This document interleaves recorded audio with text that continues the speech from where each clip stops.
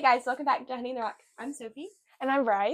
Thanks for coming on. Oh, of course. Thanks for having me. I had something I was about to say. That's okay. And I just thought it also. Take your I time. feel kind of like jumbled. Me too. But I'm really excited that you're here. Thank you. And I'm excited to hear more of your story. Yes, ma'am. And I feel like I've seen some of it from the semester, like little bits you've said, and so I'm excited to hear it all put together. But first, tell us about yourself. Okay. Well, I'm Bright Blackmon. I'm from Columbus, Georgia, but I'm a sophomore at Furman this year, and I love it here. It's awesome. Let's see. Fun facts about myself. My favorite color is yellow, but I don't like cheese. It's my least favorite food.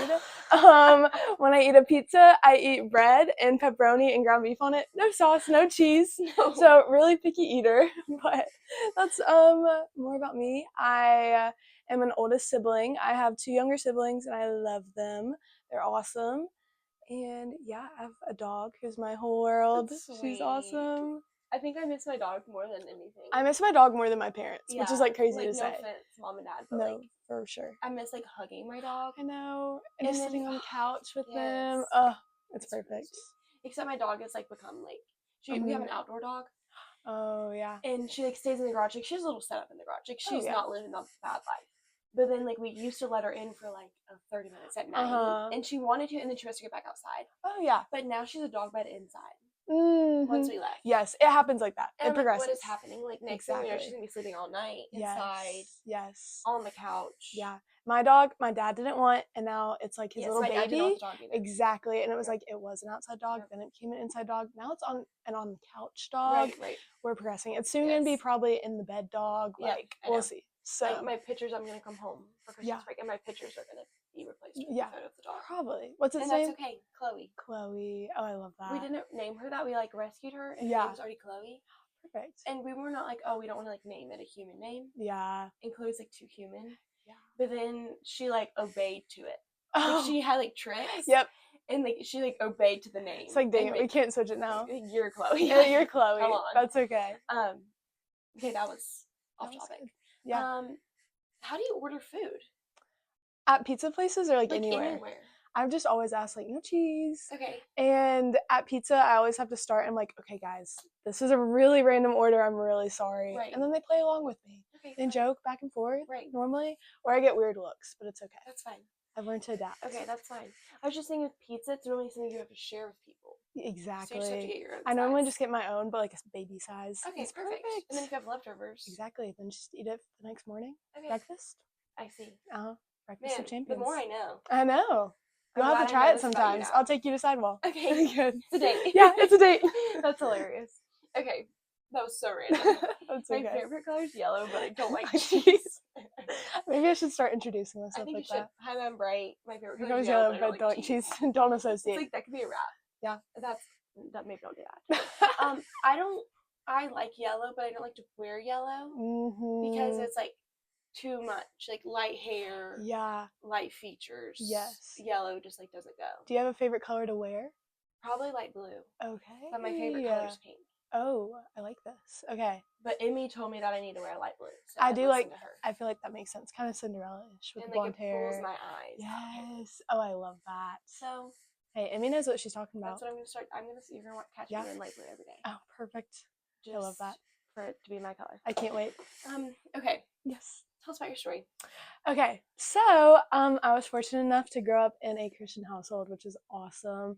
My parents always made sure that we pray before meals, we go to church, we say prayers before bedtime. So it was kind of something that was integrated into my life from a really young age. But obviously when you're young, you don't really know why you're doing these things. You just know that you're doing them. And so it kind of was just something to like check off the list before I could like eat my dessert or like something we'd like go do on Sunday before I'd go hang out at a friend's house. So it kind of always felt like it was in the way of something. And so over time, I feel like I would go through the motions, but I had no like heart knowledge. I had a lot of like head knowledge. I could tell you so many stories from the Bible, but I didn't really know what that meant or how that connected to my life. Right. And so I lived in Columbus my whole life. I went through a K through 12 school for every year except 7th grade. And I loved it. It was great, but I grew up very differently from the people in that school, just with different like economic situations and stuff. And so I always felt like I was bigger and taller than everyone in the class and different than everyone in the class. And I feel like really young, I had a lot of self-confidence issues and a lot of like, I'm so different than them. Like, I'm not worthy to be invited to things and stuff like that from like a young age, which was really sad. Yeah. And then I think going into middle school, I saw that progress more and more into like, I am so different than them and I would do anything to like be included and be invited because I think in my nature, I'm like such a people person. Yeah. And so I got really, really good at pretending. And I think that's like a big word for my testimony is like when I was with my church friends, I could be the perfect church girl. And when I was with other friends, I could be like this crazy feral person. And when I was with my family, I could be like, yes, ma'am, no, sir, like do everything I needed to. Yeah. And so I think that stemmed from a lot of self-confidence issues of not knowing who I was. So then it was like I would adapt to be a different person around everyone. Right. And so I think 6th grade, I was like, oh my goodness, like I don't even know who I am and what I'm doing. And I like don't know like who I'm supposed to be. Right. I think I started getting really far from the Lord because I had this like anger towards him of like, why'd you put my family in this situation? Like, why are you putting me in this situation? And so I got really distant from him and I really struggled with just eating disorders, a lot of depression, a lot of anxiety. And I thought anything that I can do to myself to make myself more approachable, more likable, like fit in with the crowd, then I would like die to do that. And so I feel like that progressed all the way through middle school and then into high school. 7th grade, my family homeschooled us for a year and they pulled us out of school and we traveled around the country in an RV for a year straight, which was awesome. It was like the best thing I've ever done. So cool. But it was really cool. And I think that's kind of when I saw a shift in my family of we were this like Christian family by appearances because like we would go to church and we'd do all the right things and they still tried to implement it when we were on the road. Like we would watch church sometimes, but we were in a different city like every week. And so we didn't have a home church. And so I think me personally, my relationship with the Lord was probably like at the lowest right there. And I was like, I have no community pouring into me. I'm not pretending to be this Christian girl anymore. So like that area is like out of my life. Right. And so just had this anger towards him, but also it was almost like indifference of like, I'm not going to think about you. You're not important to me right now. And then coming back in 8th grade, I feel like all the emotions and like the eating disorder tendencies and the anxiety and the depression was like amplified because all the friendships that I managed to grasp onto so tightly 6th grade, obviously 6th to 8th grade is like a huge shift. And so like that changed dramatically. And so I was like, okay, now who do I pretend to be? And like, how am I going to like fix myself and my persona to fit into these groups? But always felt like I fell short in that. And so it was really grappling. I think 9th grade, it was more the same of just like, there's this one group that I want to be a part of so bad. And I like don't know how to do that. And I think what I've learned in myself is that I'm so people person that like, when I like find people, I'll like grasp and hold on to it so tightly. And so I think that's something that even recently the Lord's been teaching me. 10th grade, I found a group of people to hang out with, but they were just not like, they did not have the same like goals and like ideas that I was raised up with. And so it was not a very Christian friend group. And obviously that's not what I was looking for in the time. But I felt like I was pressured and like in situations to do a lot of things that like looking back on, I'm like, oh, dang it. Like, why did I do that? Yeah. And a lot of people in that friend group were also dealing with their own like eating disorders and anxieties and depressions. And so I felt like it was all kind of amplified when we were together. And so there was a long portion of my like October, fall, sophomore year where I just was the lowest I've ever been, really struggled with depression, anxiety. A lot of my friends had like suicide attempts and stuff like that. And so I just feel like that was really like weighing heavily on me.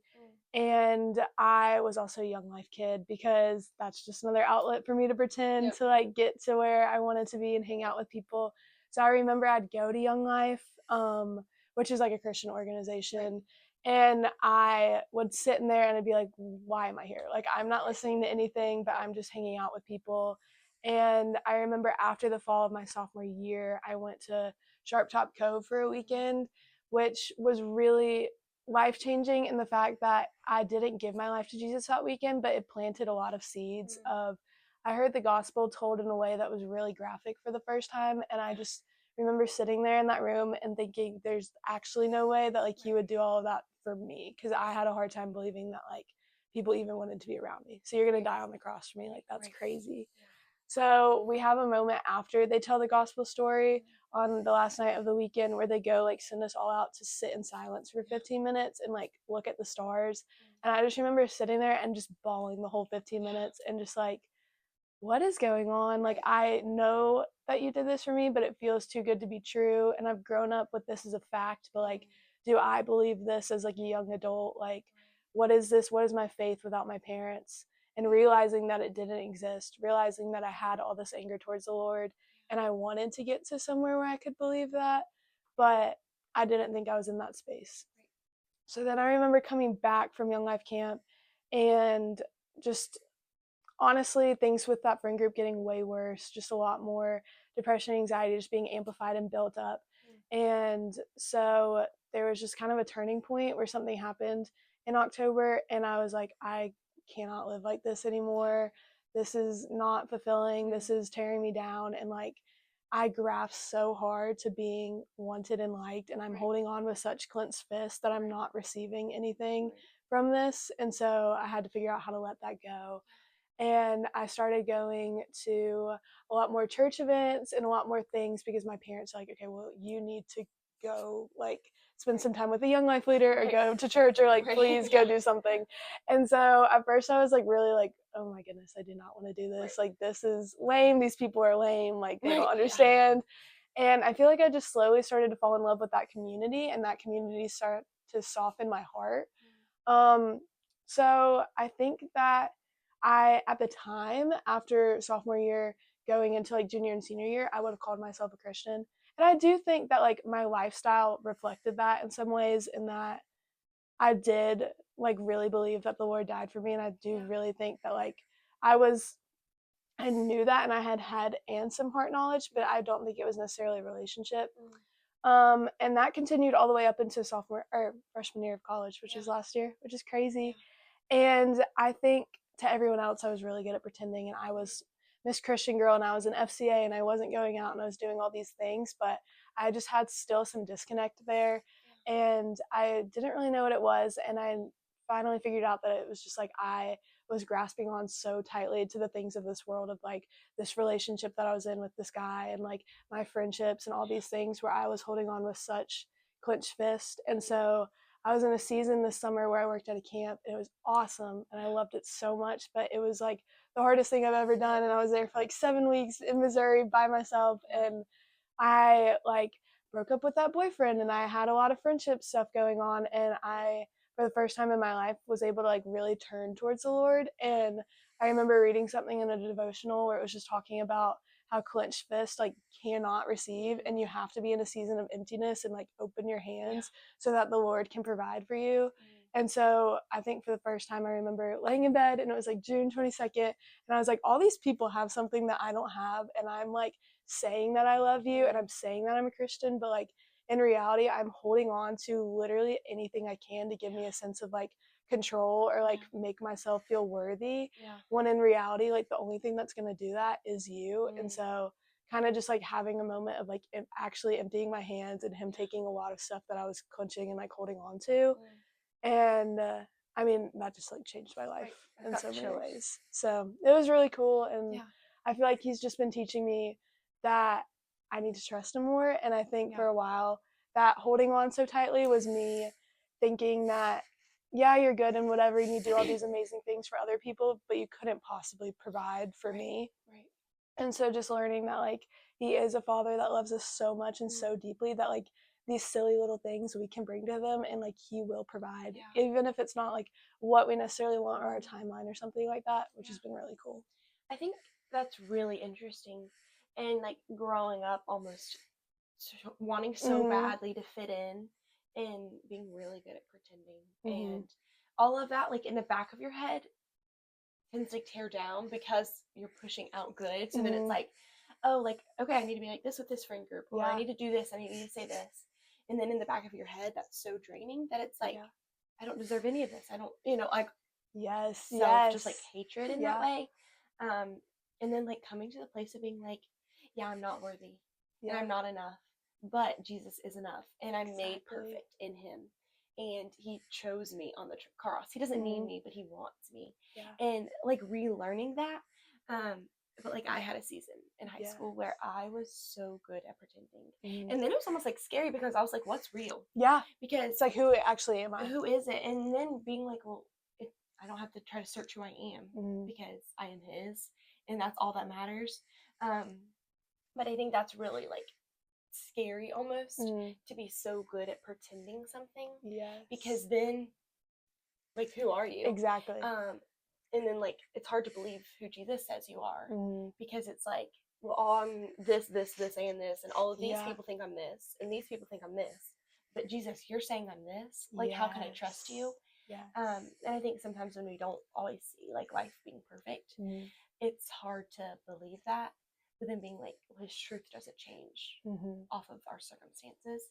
And so I really love just like the clenched fist because I feel like that's something people can like visualize. But being like holding on to control and holding on to being like, well, like if I give all to you, then like I'm open. And after being kind of closed off, that's and vulnerable. Like, that's scary. To a lot of people. That's not vulnerable. Pretending is not vulnerable. And so then like releasing that control and unclenching your fist is so vulnerable that it's like, well, now everyone can see. Exactly. Everyone can see us pretending. And whether it's good pretending or bad pretending, everyone saw. And that's like terrifying. But then it's like really sweet because then it's so much freedom. And then it's not that like life is just perfect. Then it's like, honestly, like I think after I like unclenched my fist, I went through the hardest season. Because the Lord was teaching me and pruning me, and I was vulnerable for the first time, and I just felt like I kept being like, I feel like I'm naked. Like I feel like I'm walking around naked and everyone can see everything about me. Because I finally unclenched my fist and I finally said what was happening in my brain. And what I thought and what I really believed. And I finally said I'm mad at God. And I finally admitted all of these things. That now I'm vulnerable and everyone can see everything about me, which is not really true. And it was just this really hard season of then being like, I was taught a lot of hard lessons. I was pushed out of my comfort zone. I was like, it was just so hard. But in that, it forced me to cling on to Jesus. And Jesus was like, honestly gave me the perfect opportunity to then lean on him and grow independence on him. But that was just like something that was like so hard. It was like, it's so raw. I feel like that season of life, and it's so intentional that he does that. And it makes me think about what we're reading in that book, Praying Like Monks, where there's that scene that like he pulls it from the C.S. Lewis book where, I don't know, is it from Narnia or something, where like he has all these scales on him and the lion comes and like rips them off of him, and it's so raw and it like hurts so bad, but in the end like he's like, oh my gosh, thank you so much. And like in the beginning, before the lion came, he like tried 3 or 4 times to like rip these scales off, but he couldn't do it, and like it just ended up causing more and more pain. And I just feel like from what you're saying, and like definitely my life, like I feel like I've seen that of different times where it's like, okay, I'm gonna try and like do these things and be like the perfect person and like rip these scales off, and like until I was able to figure out that it's like, okay, I'm not gonna be able to do anything, like I actually have to give this to you, then like I wasn't able to be raw, I wasn't able to be vulnerable, and I was still even pretending to like try. I was pretending to open my hands when I actually wasn't, if that makes sense. So. And that's sweet that you have like a date. That like you genuinely was like, okay, I'm opening up. And it's like, it's still a choice. It's like a renewal every day. It's a choice every day to unclench your fist. But just like having like a turning point of being like, okay, I'm done doing this. I'm sure it'll happen a couple more times. And it's easy to revert back to like the old habit. But then okay, no, I want to surrender. And then seeing the freedom from surrendering. Have you noticed that like now it's been a hard season of, almost like a hard season of life after unclenching your fist? Do you think?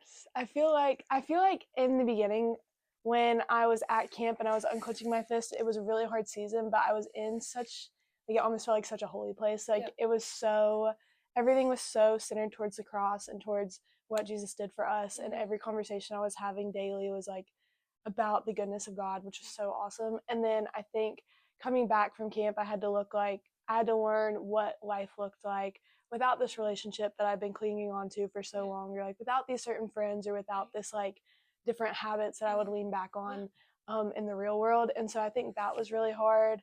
I think also it was just a hard season with like family stuff happening this semester, school stuff happening this semester. I feel like I got a concussion. My brother had this like crazy diagnosis. And so it was just like, I feel like I was honestly being like knocked down after knockdown.